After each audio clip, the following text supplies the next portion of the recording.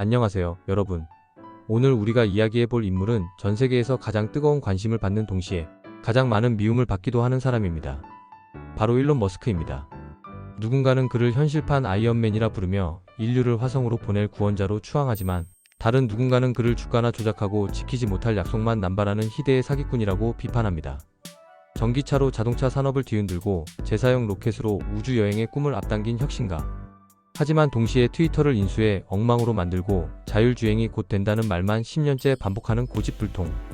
과연 그는 인류의 미래를 설계하는 천재일까요? 아니면 자본시장을 요리하는 설계자일까요? 오늘은 일론 머스크의 파란만장한 인생과 그를 둘러싼 논란들을 5분 동안 싹 정리해드립니다.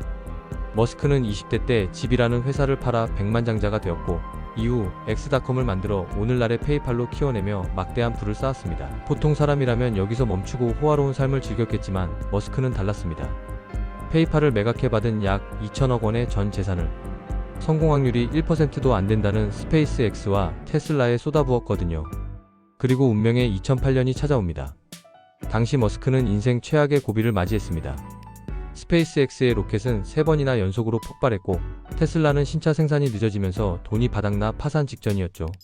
설상가상으로 개인적인 이혼 소송까지 겹치며 친구들에게 생활비를 빌려야 할 정도로 궁핍해졌습니다. 하지만 그는 포기하지 않았습니다. 남은 돈을 두 회사에 쪼개 넣는 마지막 도박을 감행했죠. 그리고 2008년 성탄절 전날 기적이 일어납니다. 네 번째 로켓 발사가 극적으로 성공하며 나사와 거액의 계약을 맺게 된 겁니다.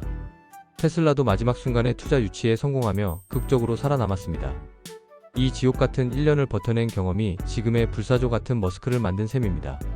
이제 머스크가 왜 영웅으로 불리는지 그 이유를 살펴볼까요? 가장 큰 공로는 역시 우주산업의 판도를 바꾼 겁니다. 과거에는 로켓을 한 번 쏘고 버리는 게 상식이었죠. 머스크는 이걸 한 번 타고 버리는 비행기와 같다며 낭비라고 생각했습니다. 그는 제일원리 사고라는 걸 적용했습니다. 로켓을 만드는 원재료 값은 전체 가격의 2%밖에 안 되는데 왜 이렇게 비쌀까?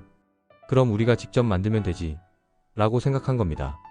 결국 부품의 85%를 자체 제작하고 수직 계열화를 성공시켜 비용을 획기적으로 낮췄습니다. 지금 스페이스X는 로켓을 쏘아 올린 뒤 다시 수직으로 착륙시켜 재사용합니다. 덕분에 발사 비용은 경쟁사의 절반 이하로 떨어졌고 전 세계 상업 위성 시장의 절반 이상을 장악했습니다. 또한 스타링크라는 위성 인터넷 서비스를 통해 전 세계 5지까지 인터넷을 보급하며 인류의 정보 격차를 해소하고 있습니다. 이런 성취를 보면 그를 인류의 진보를 이끄는 거인이라고 부르지 않을 수 없겠죠.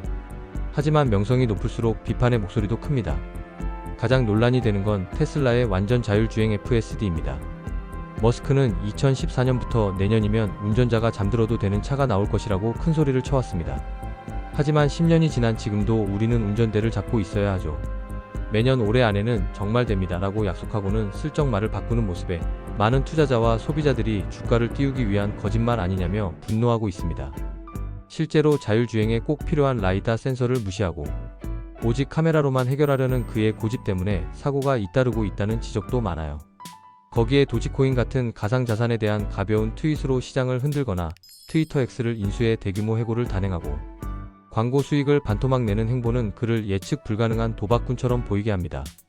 혁신가라기보다는 자신의 영향력을 즐기는 자본주의의 괴물 같다는 비판이 나오는 이유입니다. 그럼에도 불구하고 머스크는 멈추지 않습니다. 이제 그의 시선은 인간의 뇌로 향하고 있어요. 뉴럴링크라는 회사를 통해 뇌에 칩을 심어 마비 환자가 생각만으로 컴퓨터를 조작하게 만드는 프로젝트를 진행 중입니다. 실제로 2024년 첫 임상 환자가 생각만으로 게임을 하고 SNS를 하는 모습이 공개되어 세상을 놀라게 했죠. 그의 꿈은 원대합니다. 인간과 인공지능이 결합해 인류의 지능을 한 단계 높이고 시각장애인에게 시력을 되찾아주는 것까지 계획하고 있습니다. 비판론자들은 윤리적으로 위험하다고 경고하지만 머스크는 늘 그렇듯 불가능해 보이는 것을 가능하게 만드는 것이 나의 일이라며 밀어붙이고 있습니다. 지하 터널을 뚫어 교통 정체를 해결하겠다는 보링 컴퍼니나 인간형 로봇 옵티머스까지 그의 도전은 인류가 직면한 모든 제약을 기술로 부수려는 시도들입니다. 자, 이제 정리를 해볼까요? 일론 머스크는 정말 인류를 구원할 영웅일까요? 아니면 우리를 속이는 사기꾼일까요? 사실 이 두 모습은 동전의 양면과 같습니다. 남들이 불가능하다고 비웃을 때 할 수 있다고 믿는 무모한 낙천주의가 있었기에 전기차 시대를 열고 화성 로켓을 만들 수 있었던 것이고 동시에 그 무모함 때문에 지키지 못할 약속을 남발하게 된 것이기도 하니까요. 그가 공학적으로 최적화된 정답을 찾는 데는 천재일지 모르지만 인간의 감정이나 사회적 약속을 다루는 데는 서툰 어른아이 같은 면모가 있는 것도 사실입니다. 확실한 건 머스크라는 존재가 없었다면 우리의 미래는 지금보다 훨씬 느리고 심심했을 거라는 점입니다. 여러분이 보시기에 일론 머스크는 어떤 사람인가요? 인류의 진보를 위한 필연적인 괴짜일까요? 아니면 경계해야 할 위험한 인물일까요? 댓글로 여러분의 생각을 공유해주세요. 오늘 이야기가 흥미로우셨다면 구독과 좋아요 부탁드립니다. 시청해주셔서 감사합니다.